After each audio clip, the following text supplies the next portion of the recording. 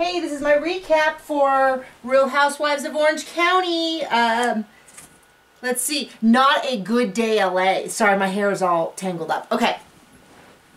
So, right off the bat, Heather and Vicky get together, and it's like Vicky had a 180. Somewhere between 3 episodes ago and last episode, she had like a 180. She went from like egging everyone on, saying really rude stuff, to just being like totally sane. I kind of like totally sane Vicky. I don't normally flip-flop on people that quickly, but I really feel like her behavior has changed so drastically.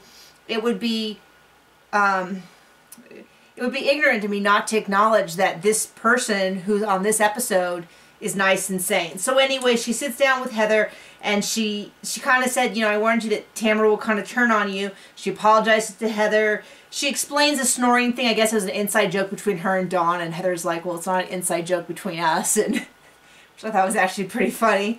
Anyway, we catch up with Lizzie. She's judging Miss Santa Monica. I kind of would have liked to see more of that, but maybe just nothing interesting happened. We see some clips of her and her husband, and we hear a little bit more about her wanting to have a third child.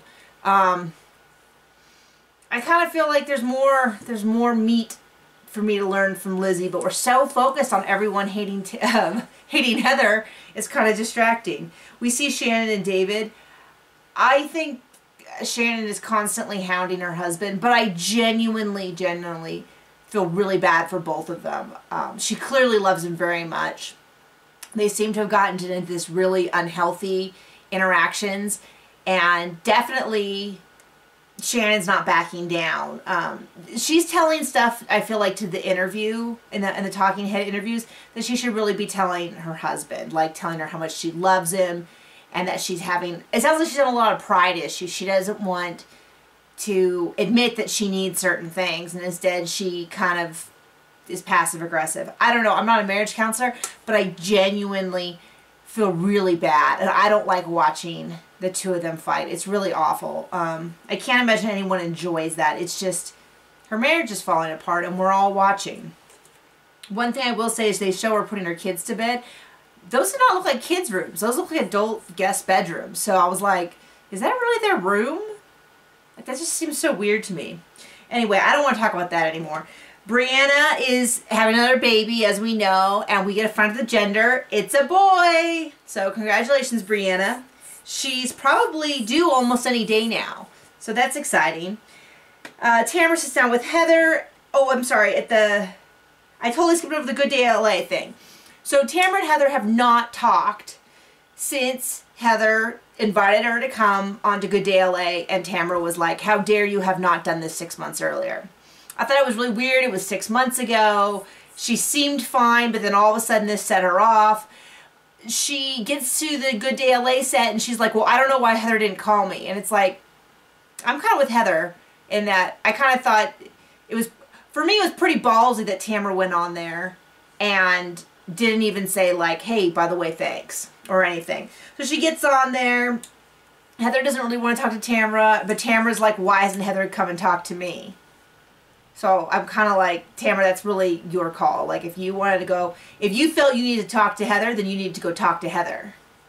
That's all there is to it. You can't be like, I need to talk to Heather, so she needs to call me. But I'm going to make zero attempt whatsoever to let her know that.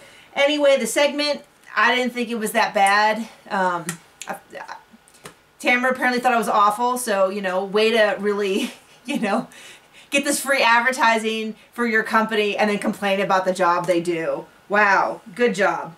Anyway, they go and they sit down, and Heather really thought Tamra was going to apologize, and Tamra's like, I can't believe you'd think that. I kind of thought the same thing. But Tamra eventually breaks down and says, the real reason I'm mad is because you said something to Eddie about the conversation we had. Immediately, Heather says, I'm so sorry. And she apologizes a bunch of times. It was none of my business. I shouldn't have said anything. I'm so sorry. And I'm like, see, was that so hard? Rather than make this big deal about how 6 months ago Heather may or may not have had someone else in the show, tell the truth and just say, Heather, I'm mad about this, because you know what happened? Heather apologized, owned up to it completely, and said, I'm really sorry. So I don't want to hear anybody going on about how Heather never apologizes, because she does when she's clearly caught out on something that she's wrong at. Like I said, I'm not saying that Heather is perfect by any means. I just get really infuriated when I feel like people are making unfair accusations. If they just want to say, and I do get when they're saying that Heather thinks she's better than everyone. I don't think they're saying it about money, although I think that the fact that she has money bothers them. I really do. It's that Heather's right. And there's nothing worse than being around someone who's right. Where you like have this conflict and they're always right. That's super annoying. I mean, I get the irony in that, the fact that it's not really her fault that she's right. But, I mean, it does wear on people. And so there you go. Anyway, I still like Heather. But it's fine. If you don't, that's fine. And I'm just not intimidated by her, and we can sit around and be right together. Anyway, we finish up the whole thing. Shannon has a fight with her husband, and I guess he emails her and says maybe he should move out for a while. And my heart really does break for her, because I don't know what I would do if my husband, who I love so dearly, became so distant that he was writing me an email and saying he should move out. I would be devastated. I don't know what I could do. I rely on him so much, and they're at that point, and I just feel awful for him. And so she stops by to talk to Tamra, because Tamra had gone through a divorce. It kind of seems like maybe she should have picked someone who went through a rough time and stayed together with their husband. But maybe she just wants empathy. I don't know what she's going for. If she's going for advice, then I might go, I don't know who I would go to, marriage counselor or something. If she's not going for advice, she's just going for empathy, and she's close to Tamra, it makes perfect sense.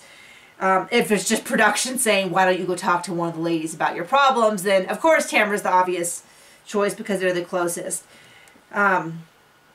Not to say that divorced women have no advice. I think that there's quite a bit of advice they can pass on. It was just, that was my first thought. But I do feel really bad for Shannon on this, and I wish her all the best, and I hope that they can fix it. My only thought was that maybe with how much trouble they're having in their relationship, adding the stress of a reality show maybe wasn't the best choice. I don't know. I mean, I don't know how their marriage has been. I don't know whether it's brought on, if it's all coincidental. I don't know.